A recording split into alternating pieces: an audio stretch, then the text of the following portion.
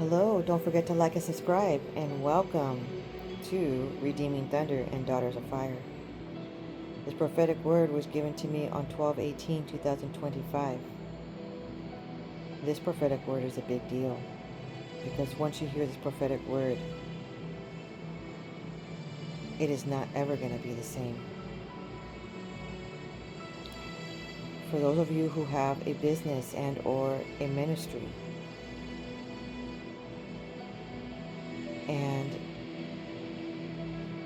or a prophetic calling, okay, or projects that you're waiting to get launched and you're waiting for the perfect timing for it to escalate, okay, for it to be enlarged. This is the moment in time where you are up, you are next. Hallelujah. And this is specific for those who have the Daniel mantle. I'll explain further on what that means. This prophetic word is to be manifesting on earth as it is in heaven. In the month of June and July, going forward, continued. Okay? I'm recording this prophetic word in early July. And in the sub days, I hear the Medallion and I hear Truffles. And I hear you're going down the staircase now. Okay?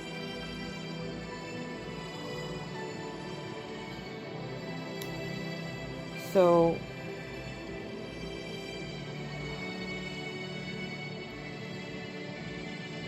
on 10/4/2025, I hear, can I get in now? In the sub days. In the sub days is when I call it the subconscious days. It's when I'd be studying, researching something. I'm literally wide awake, okay? And within a second or two, I fall asleep. Literally just for a minute, or not even a minute. I'm talking about a second or two. And when that happens, I hear something. I hear a phrase, I hear a sentence, I hear a word, I hear a number, or it's literally I hear it like someone said it in my ear, or I internally can perceive it and I heard it, and there's no doubt that that moment occurred. To the point that I abruptly wake up. And I know I fell asleep because my head was a little bit down and I felt like my eyes bolted open. And I'm like, what in the world? Okay?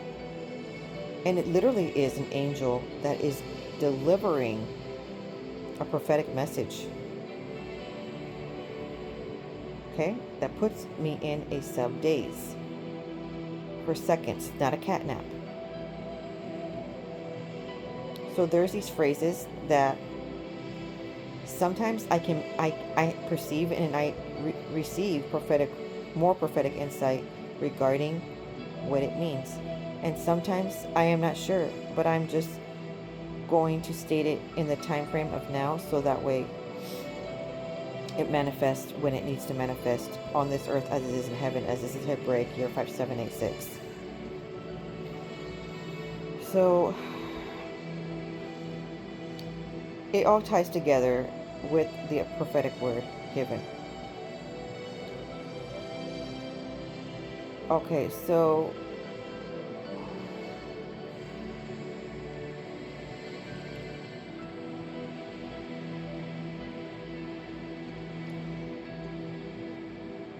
there is a mantle of Daniel, which is in regards of the gift of dream interpretation, vision interpretation, occurring in this hour. And you know what's going to be phenomenal is that your ordained spouse is going to have grand interest in this exact field that you are becoming a professional in.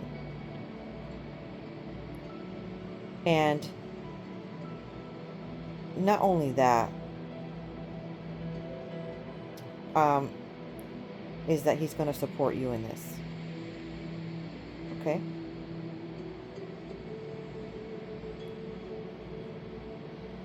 So now I hear, can I get in now in the sub days? I also hear they were on the boat.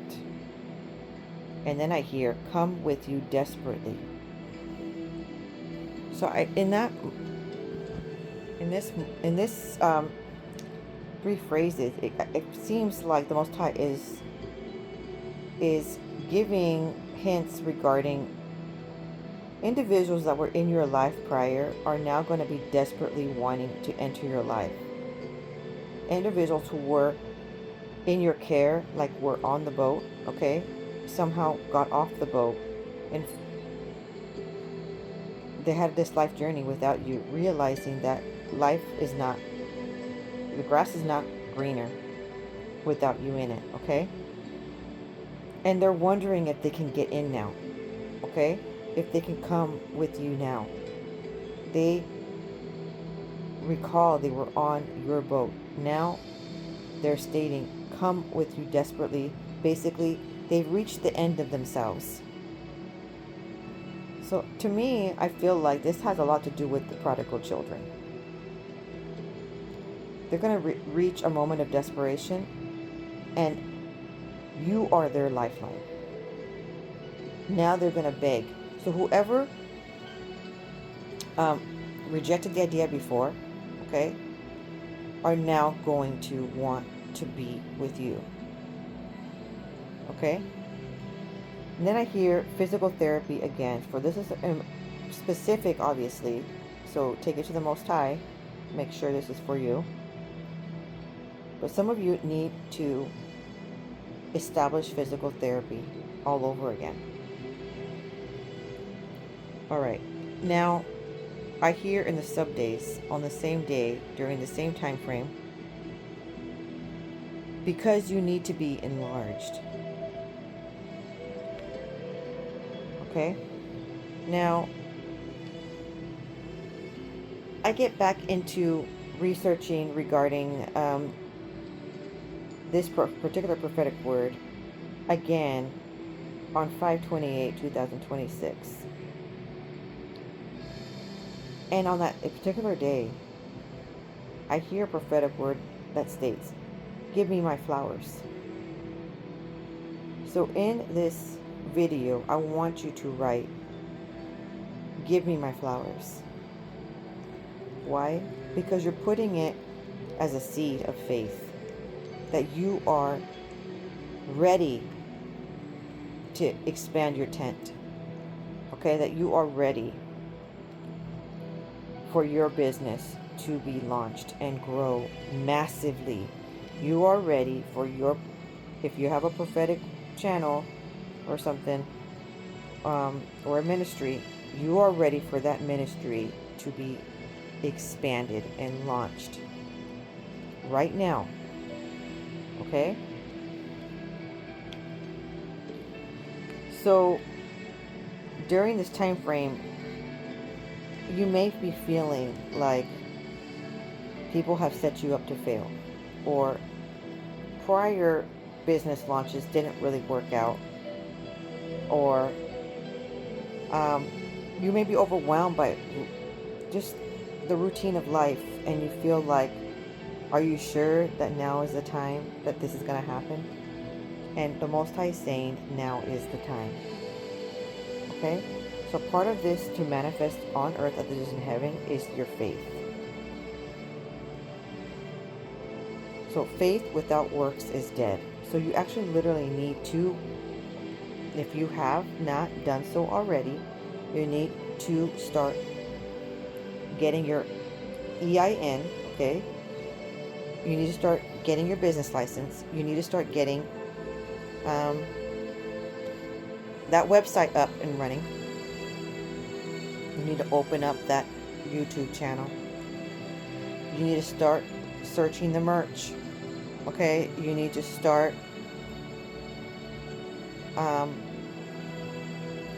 doing what the Most High said to do.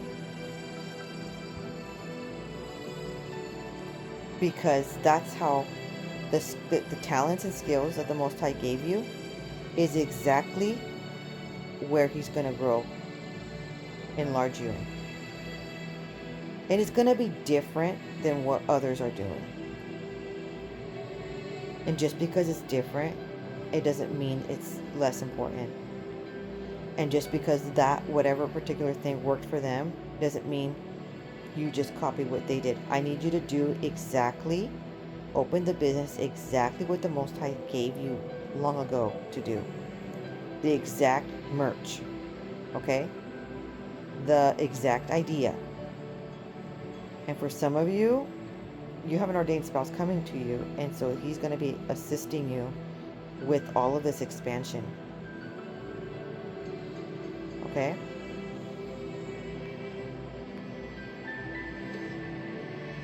So then the Most High says, in the sub-days, the Medallion, Truffles, you are down the stairs case now.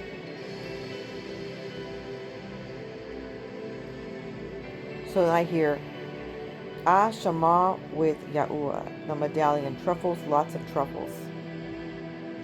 So I want to break down what the phrase where the Most High is talking about Medallion. There are certain key factors that need to occur that you need to obtain in order to have this enlargement, this expansion in your ministry, in your life. Okay? And with expansion, it also comes with fame. Okay? It comes with fortune, like financial fortune, not just wisdom and knowledge, but now the wisdom and knowledge that you obtained, that you received in the secret place, now you're launching these things, and this time it's really going to work, and you're not going to be the same.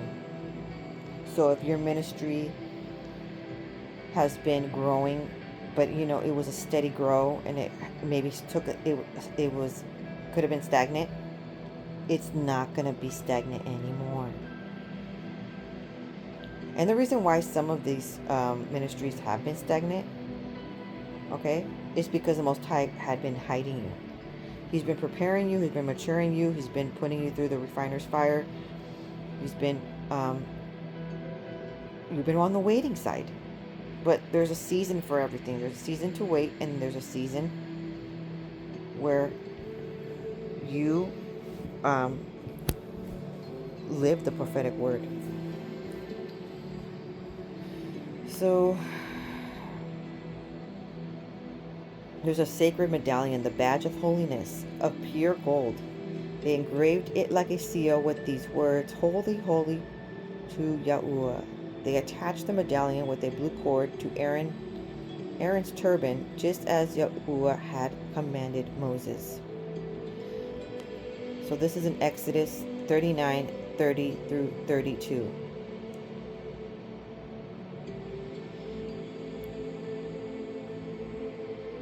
Okay. So this means that you are reaching a certain level of purification and sanctification. And you obviously, the high priest was the only one able to enter the sacred space in the tabernacle. You recall? Okay, so now obviously he sees you as a high priest, and the Most High has given you this badge of holiness made of pure gold. I don't know about you, but that sounds like you're like the Most High's BFF, right? And now he wants you sacredly close to him. He trusts you so completely. And that is why he's giving you this expansion. Because he knows that it doesn't matter how enlarged you get, you will always serve the Most High. You will always put him first. He's sure now.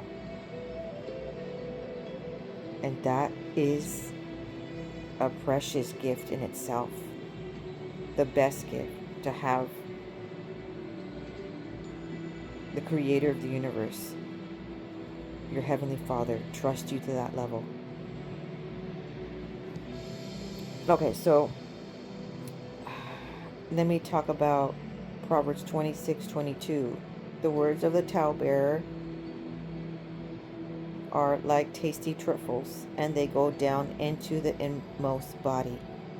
Now the commentary to that is, the words of a talebearer are like as wounds, and they go down into the innermost parts of the belly. Okay, so as being found along with others by the men of Hezekiah, as some others likewise are, and also because of the importance of them, and to impress the minds of men with a sense of the evil such as a practice, that they may shun it and avoid those that are given to it. Now, it's talking about truffles, ancient names for desert truffles. Bedouin with desert truffles.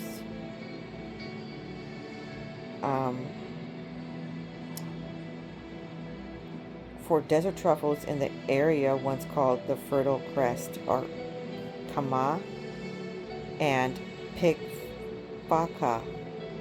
There are many variations of these words which are widely used in the region. Kama and Pikfaka are old words and may have come to Aramaic, and Hebrew from the ancient Pan-Semitic language from which all three languages had evolved. So, records began in the 3rd millennium BCE when the Akkadians and the Amorites, both mentioned many times in the Bible, who spoke a Semitic language, left the deserts to the west and colonized Mesopotamia, and it believed that their language evolved in from three branches. Akkadian represents the eastern branch, Arabic the southern branch, and Aramaic and Canaanite, from which Hebrew evolved, represented the western branch. Aramaic became the most important language of the region and was primarily spoken language of the ancient Middle East in biblical times, as many dialects, some found in the Bible and subsequent religious literature. Okay, so Kama and Pikfaka are ancient roots, and words have been formed from them in Arabic, Hebrew, and Aramaic. So it means, this is huge. Okay, so it means there's some consonants of Kama, the root of Kama, Kame, and Kemhim. Plural of Kamha or Kemha in Aramaic and Hebrew is to aspire, describing the wish to ascend. The intrinsic meaning of this combination of consonants, Fa, the root of Faka, or Fuga Pakwa, is to emerge, to open up, and even to burst open.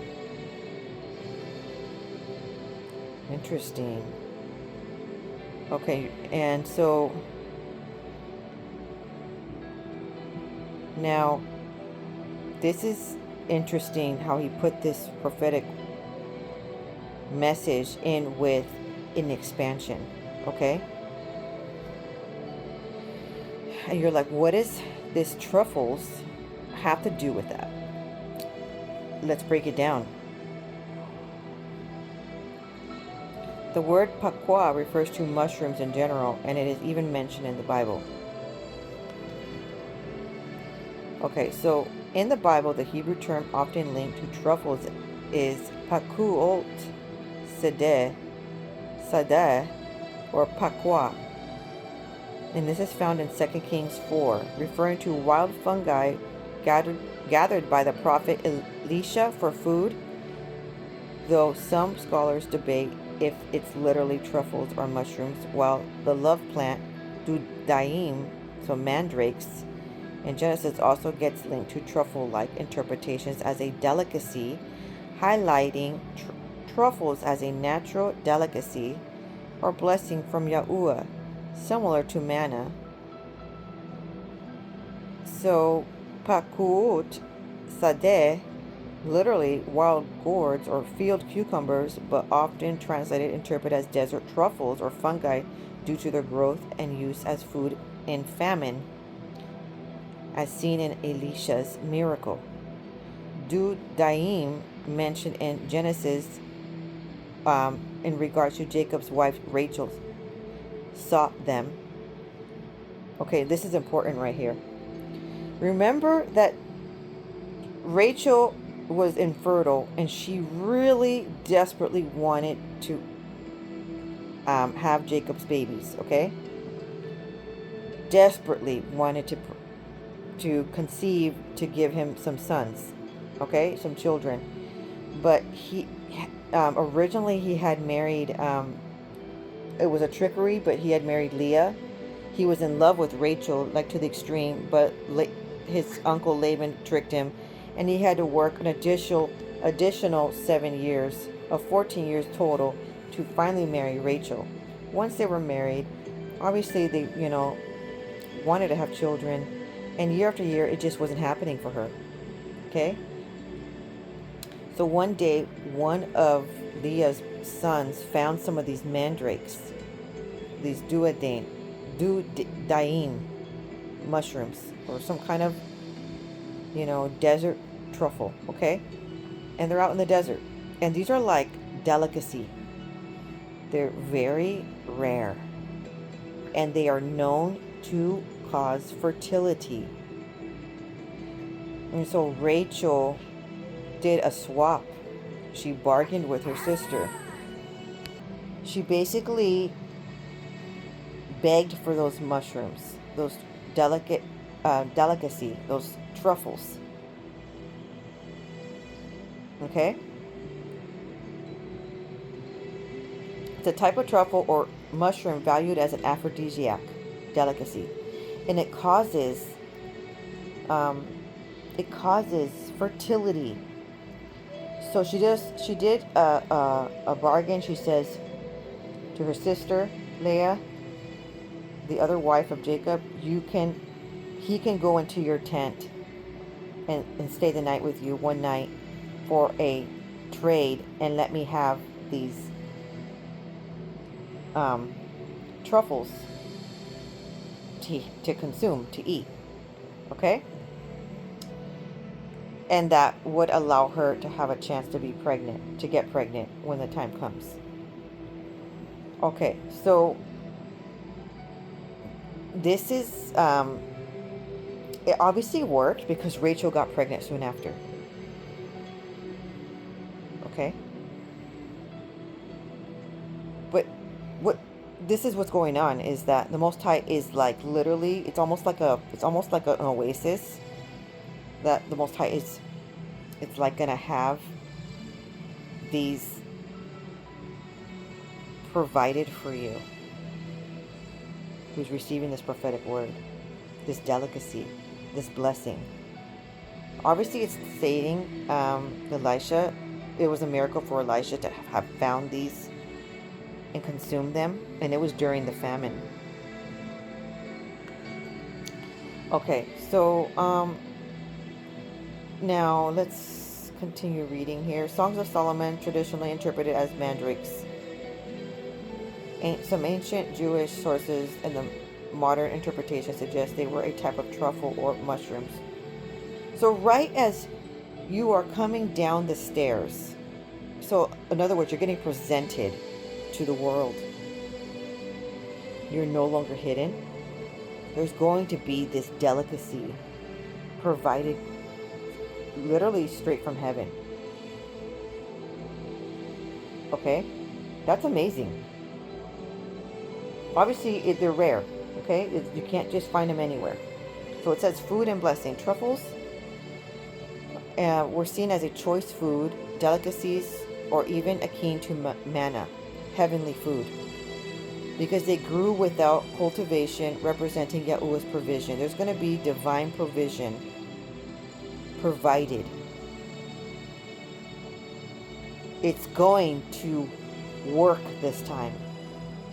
All of the businesses ideas, all of the channels, all of the ministry launched.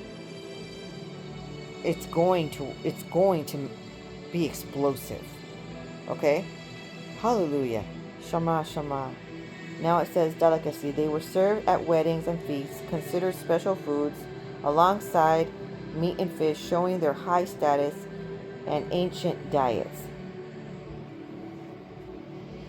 In summary, while not directly truffles in modern English terms, words like parkuot, sadeh, and dudaim in Hebrew text points to subterranean fungi or tuber-like plants that served as important, blessed, and sometimes mystical foods in biblical and post-biblical Jewish culture. Shala shala, maka shikai alaba, sika shalati ama, samati simaka shaka shaka. So the harvest is ready for this abundant blessing that fall upon Shamata Shikai Shapa Adilaka Shama. So raise your hands up and receive the truffles that the Most High has for you. Shalabiyama Shama. This is miracle food, okay? This is like miracle abundance. Miracle Shamata Shili Abba Shala Shala.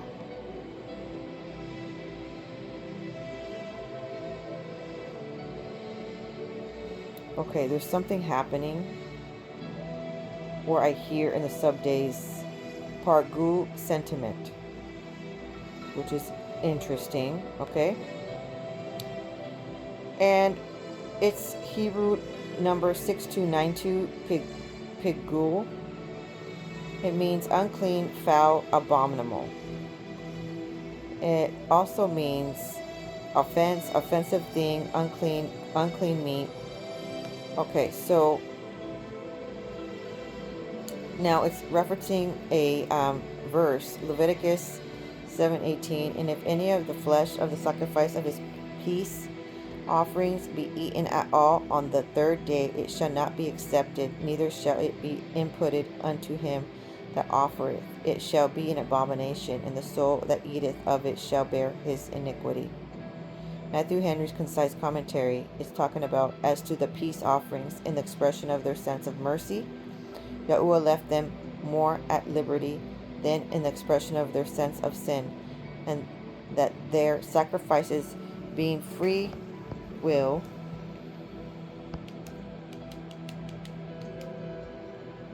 offerings, might be the most acceptable, while by obliging them to bring sacrifices of atonement, Yahuwah shows the necessity of the great propitiation. The main reason why blood was forbidden of old was because Yahuwah appointed blood for an atonement. This use, being figurative, has its end in Yahushua, who by his death and blood shedding caused the sacrifice to cease. Therefore, this law is not now to enforce on believers. Now let's get another commentary to understand this prophetic word.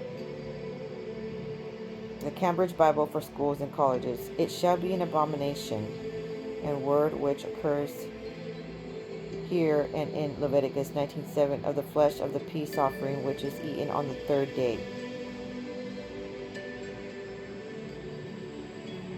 Okay, so in both these passages, food of an unclean character, perhaps mixed with blood. So in other words,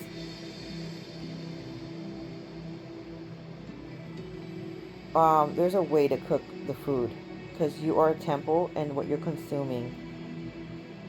And then also don't save it for like leftovers for the third day. Don't eat it anymore. But it's talking about blood. So like, you know, when you boil chicken and there's that white fluffy stuff, that's the blood. So then you have to take that part out and not continue cooking your food if you're making a chicken soup or something. let's say if you're making taquitos, I always boil the chicken with garlic, onion, cilantro, and a tomato, and obviously I add salt. If you want the chicken to taste really good, you got to add all those ingredients. All right, but then there's this stuff that comes up. You take that part out, right? And then you continue cooking. Now, same thing with the meat. You know how there's like that weird film? It looks kind of like bubbly, liver-like pieces. You're supposed to take that part off. Okay? Some people even boil their meat. So, and they take that part off. But, okay, in other words, don't eat food, don't eat any protein that still has oozing blood coming out of it. Because we are not vampires. Okay? I know it sounds extreme what I'm saying, but it almost is like a practice like that. And it's very unclean to the Most High. And because you are the temple and you're consuming this food, you're always supposed to salt your offering as well. So you're supposed to put salt in your food. And, but besides that, there is another type of offering that's supernatural and spiritual. And it's of a praise offering. Like worship and praise. So, now this is the Leviticus 7:18. Kill and Delicacy biblical commentary on the Old Testament. Flesh of the praise offering was to be eaten on the day of presentation, and none of it was to be left till the next morning. But that of the vow and free will offering might be eaten on both the first and the second day. Whatever remained after that was to be burnt on the third day, to be destroyed by burning. If any was eaten on the third day, it was not well pleasing, and was not reckoned to be the offerer. So I feel like the Most High is talking about when He wants certain praises to be done, when He wants certain worship times to be done. When you are waiting for a miracle, don't delay. There's a certain time frame to do things, especially following the moon calendar. He goes by the, new moon, and then there's a whole moon, and there's things that occur where he, like Shabbat, okay? Every week there is a day of Shabbat, and if you're going by the new moon, it's the time. That's the start of the month for that particular month.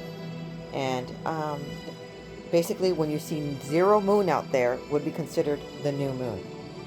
Then obviously every day you'd see a little bit more of a crescent, a little bit more of a sliver, right? And then a crescent, and then it's half moon, and it goes into full moon eventually, right? But there's a day of the week that lands on that. It's not always on a particular day. It depends. But that is a day that the Most High would like to be praised and worshipped. Particularly, come to Him with your requests. There's certain days that you're supposed to ask for certain things. Did you know that? You're not supposed to just like certain days where it seems like he's quite particular here. Because he's talking about even food when you eat. Don't leave it for the third day. Don't eat food that's like you know how people like to eat their meat medium or rare. So I don't think he wants us to do that. And then like where it's like oozing. Okay, so just like when he was talking about manna during the times of the Israelites in the wilderness, and manna was coming straight from heaven, and it looked like bread, like cloud-like bread, and there was instruction of when you're supposed to collect and when you're supposed to eat it. And I think he's giving this type of level of the truffles, this delicacy. There's a certain time frame of when you're supposed to possibly with the abundance and provisions, you're supposed to do certain launches, or you're supposed to be radically obedient to when he wants, even the praise and worship. Okay. Of course, get into the secret place for more insight. Now,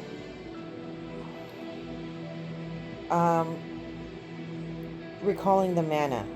When certain people collected more than they were supposed to, it went rotten, remember? And then they ate it, and they literally had stomach aches and were really sick. Because, and then there were some days where they were supposed to collect an additional, because manna wasn't going to be dropped from heaven on Shabbat. Okay. And then those people didn't listen, and so they didn't collect extra, so then they had nothing to eat the next day. Okay, so there's particular rules.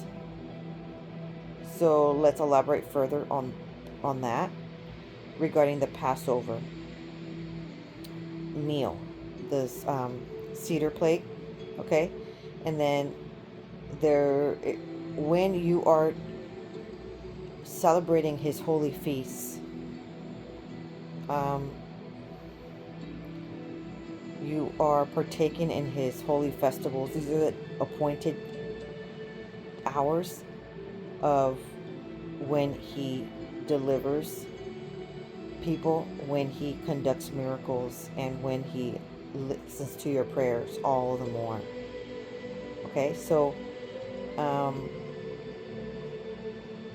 now in that customary holiday, one was to roast the lamb, and then, you make the cedar plate, but the rule there was to eat in a hurry, and there's different prayers that you say on that particular day, along with the wine, right? And there's like bitter herbs that you dip in salt water, and then there's a little bit of horseradish. There's a roasted egg, and there's a little lamb shank on the tray, along with a little chutney of fruit, right? And some lettuce. But what I'm talking about the lamb that was roasted, you were supposed to eat in a hurry, because you're supposed to kind of relive the moment of what the Israelites experienced when they were escaping Egypt. And so in that night in particular, they ate in a hurry. So you're also supposed to wear sandals and have a staff, okay? And they had some wine. So 3 cups of wine. So any lamb that was left over of the roast has to be thrown away. You can't save it and eat it any other day. So just mimicking what the Israelites, so they would burn it, right? The rest of it. Don't even give it to your dog. Be radically obedient. Okay. So during that time frame, there's also the week of the unleavened bread. So you wouldn't eat any kind of bread that bread that would rise with yeast. So you could just make flat bread all week long. So it's like basically flour tortillas, but don't let it rise. So and so it's important to the Most High that you follow these rules, because He's leading your life.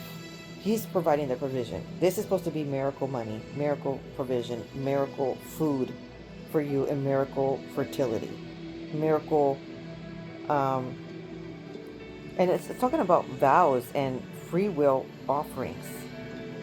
So there's a certain time frame when you do free will offerings. To me, that means there's a certain time frame where you give to the community, back to the community. There's a certain time where you do praise offering, Okay? And then there's a certain time where you give thank offerings. So right now, when you are waiting upon your promise, it's not time to be in the negative mindset and be like, this hasn't happened yet, you know, other people are bothering me, you know, and you're staying in a negative mindset. You're supposed to be in thankful mode. Okay? You're supposed to be in thanksgiving. Like already imagining a life with abundance and provisions, and imagining your business and your ministry growing to the grandeur, okay? Expansion. You're already in thanksgiving.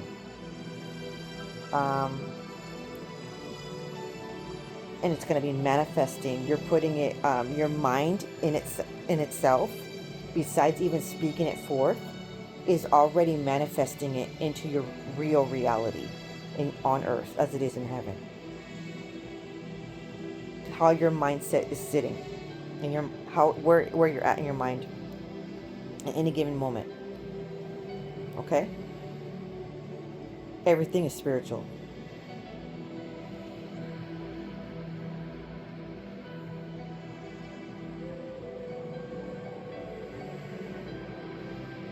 Okay.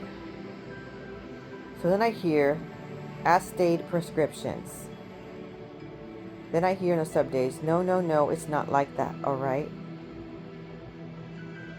And that's when I hear, is down the stairs.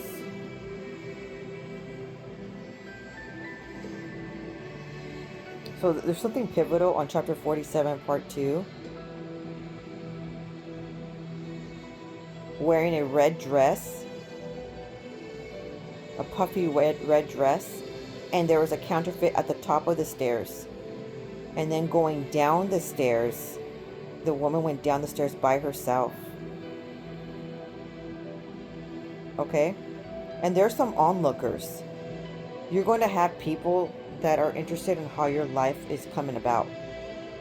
Some of them are monitoring spirits, and some of them are genuine people that sincerely want to see where you're at in life. Okay? And the thing is, then I hear in the sub days 62 boom. And when I researched what 62, Hebrew number 62 means, it means Abel, Beth, Meikah. And upon researching further, it means a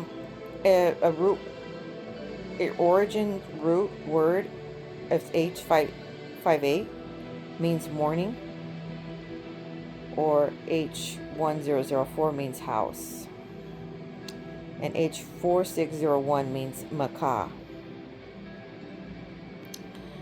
And it references this verse, 1 Kings 15:20. Records Ben-Hadad's Aramean assault at King Asa's request. He conquered Ijon, Dan, Abel, Beth, Makkah, and all the Chinnereth, along with all the land of Naphtali. So he captured. And okay, this is important right here. 2 Kings 15:29 recounts Tiglath-Pileser the third later conquest. He captured Ijon, Abel, Beth, Makkah, Janoah, Kadesh, Hazor, Gilead, Galilee, all the land of Naphtali, and he deported the people to Assyria.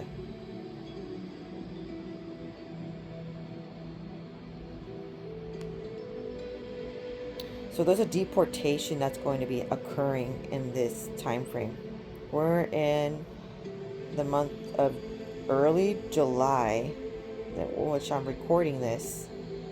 There was another prophetic word that I had given recently, chapter 69, part 3, sequel, that elaborates further regarding a deportation occurring during the month of July and August. Um, in the real world now, they are they are building more facilities to ramp up deportation. In the real world, this is really happening right now in the month of July. So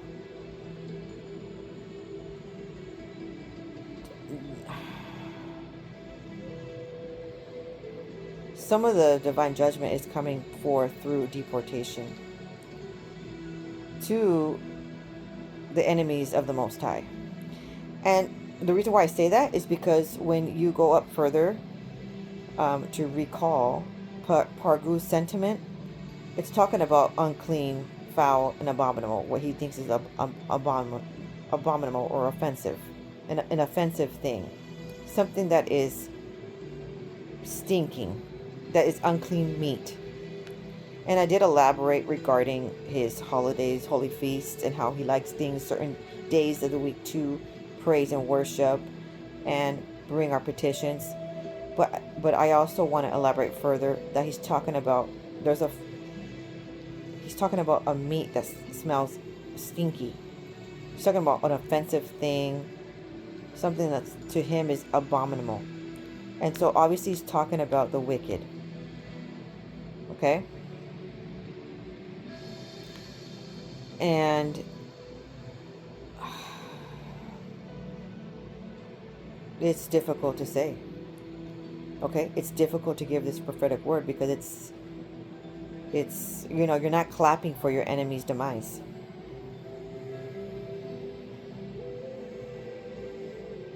But he's sending away certain people. And they won't ever be able to come back.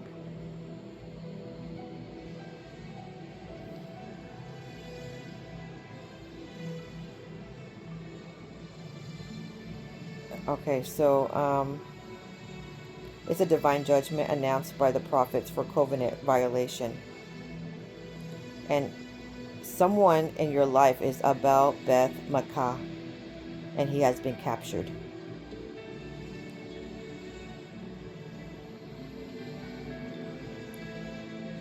And deported.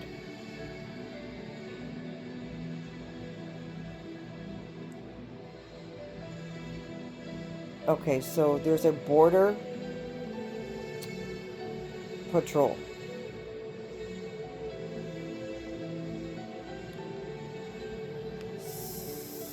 Okay, so now let's get the interpretation of this dream. Climbing down the stairs. There's a difference between climbing a staircase and coming down. To climb is to achieve something. To come down is a symbol that you have fulfilled part of your divine task. The divine task could be your marriage, a relationship, a business, and or academics.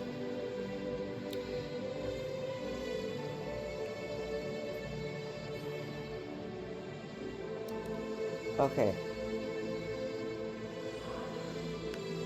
On the other hand, when you dream of walking down the staircase, it means you are trying to move out from your present situation into a better life. But if you dream that on your way down, somebody asks you not to go down, you have to bind that evil voice troubling your destiny at the edge of your breakthrough, even if the person is your relatives. You have to ignore it and continue with your progress. To sit on a staircase in the dream indicates you are operating under a witchcraft era of tiredness, joblessness, and spiritual weakness. The staircase is meant to walk round and not to sit in. Okay, so let's do some prayer points by Evangelist Joshua. All the wheels of my progress broken and destroyed receive power of the resurrection. In the name of Yahusha, I paralyze evil hands and evil legs walking about for my sake in the name of Yahusha. Every power waiting for me at the bus stop of my destiny catch fire and die in the name of Yahusha. I receive double grace of progress in the name of Yahusha. Your spirit of almost there. My life is not your candidate. Therefore die now in the name of Yahusha. Shalom.